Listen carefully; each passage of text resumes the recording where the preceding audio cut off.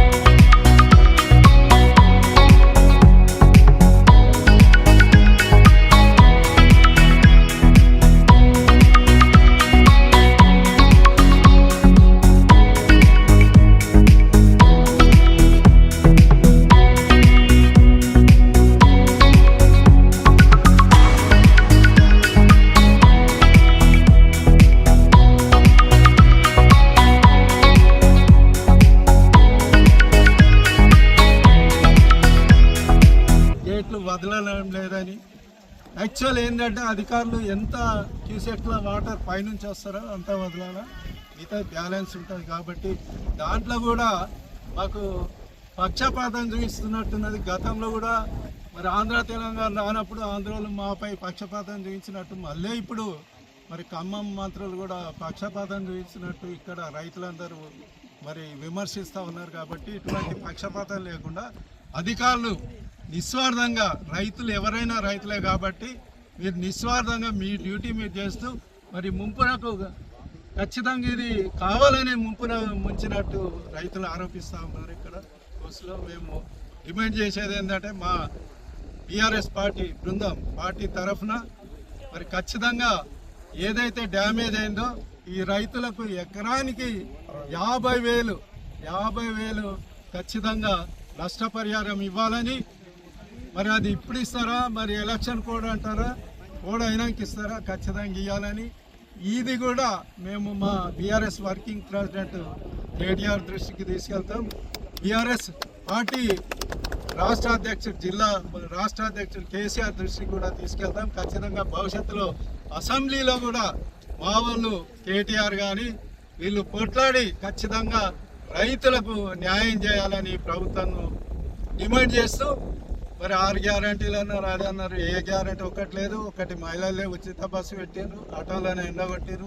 కాబట్టి ఏ వర్గానికి ఈ ప్రభుత్వం న్యాయం చేస్తలేదు. అన్ని వర్గాలు, రైతులు కానీ, యువత కానీ, విద్యార్థులు కానీ, మహిళలు కానీ, ప్రతి ఒక్క వర్గానికి మరి మోసం చేస్తూ ఉన్నారు. అందరు రోడ్ ఎక్కిర్రు. రేపు కూడా దినసరి కార్మికులు అవుట్సోర్సింగ్ వాళ్ళు కూడా రోడ్ ఎక్కుతూ ఉన్నారు. వాళ్లకు పనికి తగ్గ వేతనం ఇస్తా ఉన్నారు, అది కూడా లేదు. కాబట్టి ప్రతి ఒక్కరు రోడ్ ఎక్కుతూ ఉన్నారు. ఈరోజు రైతులు కూడా రోడ్ ఎక్కే పరిస్థితి వచ్చింది. కాబట్టి రైతులు రోడ్ ఎక్కినాక ఈ గవర్నమెంట్ ఉంటుందనే నమ్మకం కూడా లేదు. కాబట్టి ఖచ్చితంగా మేము ఈ ప్రభుత్వాన్ని, ముఖ్యమంత్రి రేవంత్ రెడ్డిని డిమాండ్ చేసేది ఏంటంటే నష్టపోయిన రైతులకు ఎకరానికి 50,000 నష్టపరిహారం ఖచ్చితంగా ఇవ్వాలని మేము ఈ కోసిలి రైతుల తరఫున కోసిల నుంచి ఈ ముఖ్యమంత్రిని డిమాండ్ చేస్తూ ఉన్నాం. జై తెలంగాణ. కాల వర్షం పడ్డ సందర్భంలో మరి కోస్లీ, ఎంచా, అల్జాపూర్, బినోలా, నందిగాం, నాలేశ్వర్ ఈ 30 గ్రామాలు ఏదైతే ఉన్నాయో మొత్తం కూడా పంట నష్టము ఇవాళ చూస్తూ ఉంటే, ఈ పంటను చూస్తూ ఉంటే కన్నీరు అవుతా ఉన్నది. చూస్తూ ఉంటే చాలా దుఃఖం వేస్తూ ఉన్నది. రైతులు ఎంత బాధపడుతూ ఉన్నారో మరి ఇవాళ మేము ఈ పంటను చూస్తే ఏర్పడుతూ ఉన్నది. గత 50 సంవత్సరాల నుంచి కూడా లేని ఈరోజు మునిగిపోయిందని అంటే దీన్ని కాంగ్రెస్ ప్రభుత్వం వారు కావాలనే మరి ఖమ్మం మంత్రులు ఇక్కడ ఇద్దరుండి మరి అక్కడ మునిగిపోతాయి ఊర్లు అని చెప్పి ఇక్కడ స్టోరేజ్ వాటర్ ఉంచినారు. దాన్ని గమనిస్తూ రైతులు 50 సంవత్సరాల నుంచి మునిగిపోని పట్ట భూములు ఈరోజు మునిగిపోతున్నాయనంటే ఎంత దుఃఖము. చూస్తూ ఉంటే 1300 ఎకరాలు ఖాళీ కోస్లీ గ్రామమే. దాదాపుగా అన్ని గ్రామాలు కలిసే దాదాపుగా 4-5-6 వేల ఎకరాలు మొత్తం మునిగిపోయిన పరిస్థితి కనబడుతుంది. నవపేట మండలంలో 6,000 ఎకరాలు మునిగిపోయిందని అంటే దాదాపు 25 వేల ఎకరాలు ఉన్న నవపేట మండలిని దాని 10,000 ఎకరాలు మునిగిపోయిందంటే రైతులు ఎంత బాధపడతా ఉన్నారో ఒక్కసారి ఇక్కడ ఉన్న మన శాసనసభ్యులు మన సుదర్శన్ రెడ్డి గారికి విన్నపిస్తూ ఉన్నాము. తప్పనిసరిగా మరి మీ సొంత మండలి సార్, మీరు కంపల్సరిగా మీరు దీని దృష్టికి మీరు అసెంబ్లీలో మాట్లాడి రైతు పక్షాన మీ రైతు పక్షాన 50,000 రూపాయలు మీ ధని వినిపించి 50,000 రూపాయలు మీరు నష్టపరిహారం ఇప్పించాలా. అదేవిధంగా మా ముఖ్యమంత్రి కేసీఆర్ గారికి కూడా విజ్ఞప్తి చేస్తాం. కూడా బృందం పోయి మరి పెద్దలు మరి మాజీ చైర్మన్ విఠలరావు గారు కూడా వచ్చినారు.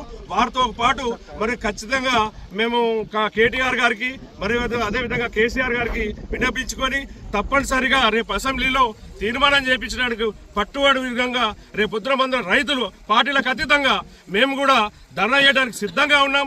రేపొద్దున మీరు పొద్దున దీన్ని జవాబు ఇవ్వకుంటే ఖచ్చితంగా రాబోయే కాలంలో 4-5 రోజుల్లో వారం రోజుల్లో ఖచ్చితంగా రైతుల పక్షాన ధర్నా చేస్తామని చెప్పి ఈ సందర్భంగా తెలియజేస్తా ఉన్నాం.